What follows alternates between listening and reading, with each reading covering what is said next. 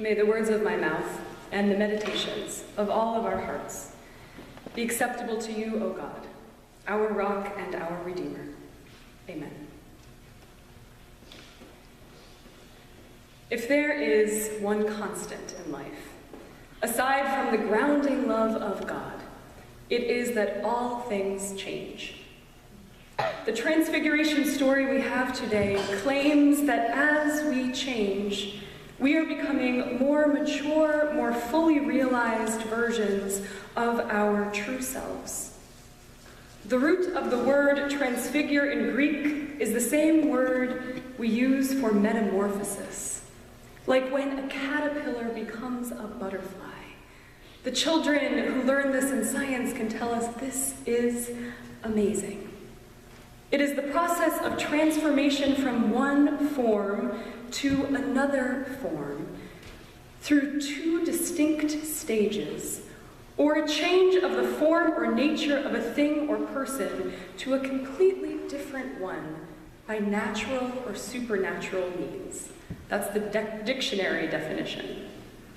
And the most common response to change by others around us when we define who we are in new ways, can you guess what it is? The most common response to change? Fear.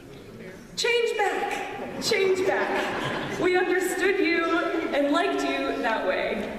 But the more we self-define, the more we transition into who we really are, the more we encourage others to do the same. Today on Transfiguration Sunday, we assert that God is with us in transitions.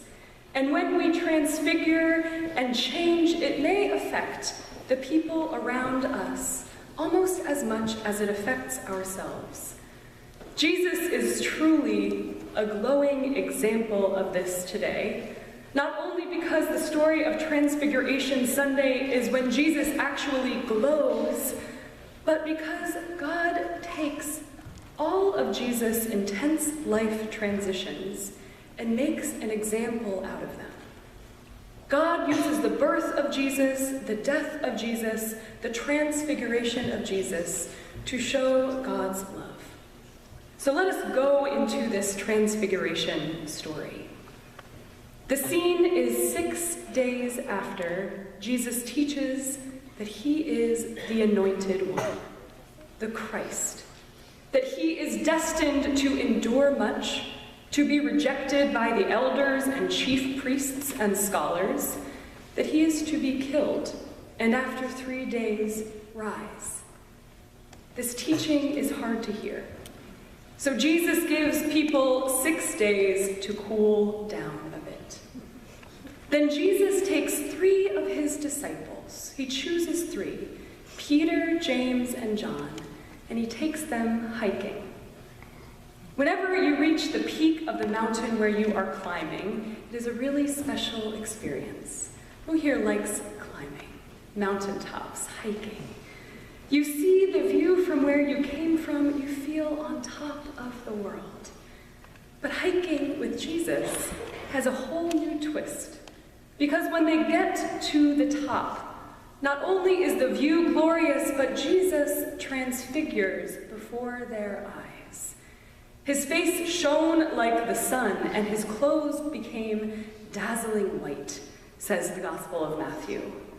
Then Moses, the Jewish representation for the law, and Elijah, the Jewish representation of the prophets, join Jesus in this transfiguration and talk with Jesus glowing on the mountaintop. Now pause for a moment and think about how you might respond if this happened to you on your hike. Some of you might bow down and worship. Some of us might run the other way. Peter, James, and John said, Jesus, we're so glad we're here, basically, to support you in your transfiguration. We will make 3 houses here, 3 tents, one for you, one for Moses, one for Elijah, so that you can stay here with them, which was basically missing the point. After those experiences, you have to come down from the mountain. Then God speaks to correct them. God speaks for God's self and says, "This is my beloved Son. With him I am well pleased." And then the disciples fall on their faces with awe. Jesus comes down from the vision and rests his hand on them with so much love and compassion, and says this refrain that we need to hear again and again in our lives: "Get up and do not be afraid." If any of these three disciples had doubt that Jesus was the anointed one, the beloved of God here on earth to share God's wish for life abundant, their doubt was washed away and their faith was strengthened. Get up. Don't be afraid. We can't stay here, and by the way, don't tell anyone about what you saw today until I am risen from the dead. We are all always being transformed by God, changing, going through metamorphoses. Sometimes we know this is happening because a ritual marks it. A marriage, a death, a birth, an engagement. Other times we muddle through change, only realizing it after. These events are gateways into new versions of reality. The events are often filled with a sense of liminality, of living between two worlds. You come up the mountain living one reality, and you go down the mountain knowing something has seriously shifted, and not knowing yet what it means or how it translates into your life. Moments of hardship, just like joy, come to define us. And I think it is worth noting that our transitions and changes won't always be as glowing as it was for Jesus. Remember the transition of puberty, for example. So intense and formative. It changes you physically, and you come out more who you are than when you began. Think about a time if you have someone who has passed away in your life, or someone who is in that stage of dying in the last days of their life. They are changing, and it changes you almost more than it changes them. There's intense liminality and holiness in these moments of transformation. I wonder if in these moments of big life transition, we can remember that as God is changing us, God is giving an example to others through our transfigurations. On Transfiguration Sunday, I think of some parents when their child understands themselves to occupy a different gender than their gender at birth. This can be so hard on parents of transgender kids, but ultimately the child teaches the parent about God's love and God's presence in transitions.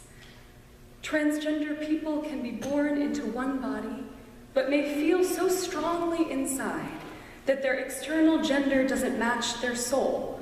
So they need to transition genders to be truly who God is calling them to become.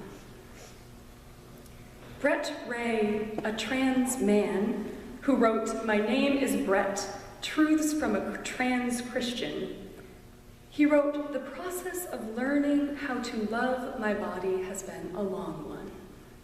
For many years, my body was something that at best I ignored, at worst I despised.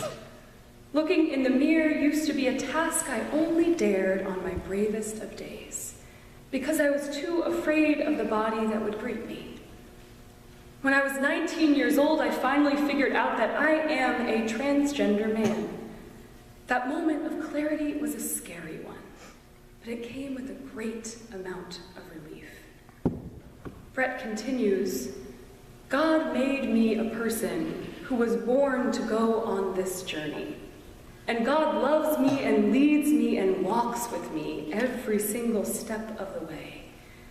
He said, "I fell in love with myself when I embraced the fact that God rejoiced with me on the day I had surgery and God mourned with me on the days I mourned my body.